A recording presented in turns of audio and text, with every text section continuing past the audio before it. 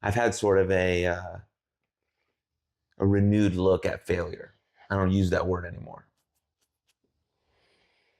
but I did learn a lot about it from baseball. So anytime there was anything that went wrong, I feel like I just was like, all right, like that's seriously how I took it. Now in high school and a little bit in college, it wasn't always that way. I had to learn about it. Like I had to just keep doing it over and over again. I had to go over 4. I had to sit the bench. I had to fucking make the error, had the bad throw, whatever. And then over and over it happens. You're like, there's always a next pitch. There's always a next pitch. There's always a next game. Okay, how can we keep moving forward? How can we learn? How can we get better? So that stuff, it changed the whole fabric of my life. If I had never played baseball, I would have never went into the trenches with wrestling and, slept in my car and ate ramen out of a gas station microwave to try and make the thing after a bad show or getting $0 or no one showing up or whatever the case may be. Same thing with this podcast. Like this is, I don't know, close to episode 200 or whatever it is, right? Like nobody listened to it the first 160 episodes or whatever, except my friends and my mom who said, yeah, it's cool. It's nice. It's a good podcast. But I don't know. But you just keep going because you like having these conversations or you enjoy learning about the things that you're trying to talk about on the podcast. But so I didn't view any of that as a failure. I just viewed it as part of the deal of being a person who's trying to do something great. And so now I have this definition of failure, which is the refusal to move forward. So if you have something happen in your life, we'll relate it to baseball. Say you strike out in the first inning and you grab all of your shit and you go to your car and you drive home. Failure. Yeah. 100%. That's a refusal to move forward. You just gave up on the spot.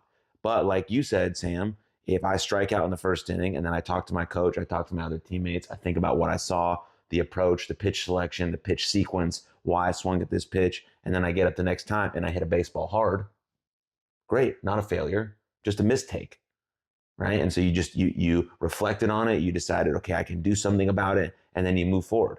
Like even if you have a business and you put it together and it totally crumbles, but you decide to, after letting it sit in and regroup and trying to figure out your finances and how you can figure out what you need to do for your family, but you didn't just literally quit everything at all the time. You just okay, how can I regroup?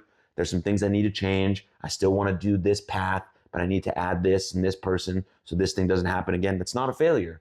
And you're still moving forward.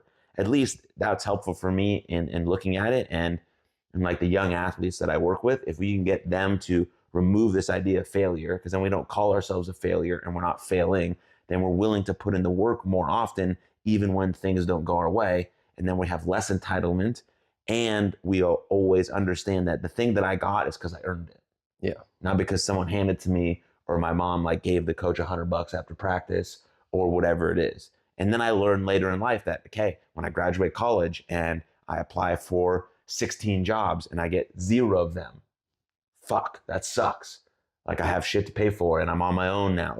Not a failure. I still, okay, what can I change about my resume? Do I need to sharpen up my way I communicate or how I answer questions? What is the process to continue moving forward? And then the next job, you fucking crush it and you get it. 1 out of 17, that's all you need. You only need 1. Yeah. And so that's how I've started to look at it. So my favorite failure is me evaluating my whole life and how I looked at the word failure and how I can change that moving forward to have a better grasp on it.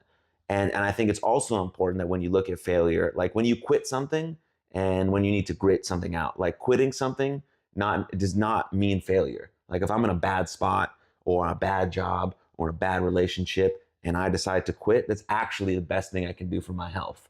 So that's not a failure either. And then there's also times when you're this sucks right now. This fucking sucks. But there's this little intuition in the back of your head that if I wait 6 more weeks, it's gonna pan out, and then you have to grit it out. You have to, because you're at that point where it's it feels like nothing is happening, but then there's that graph that's everything happens, and you got to grit it out. And so there's distinctions to be made with those two things, but also how you look at this idea of failure, which I think is quite cool.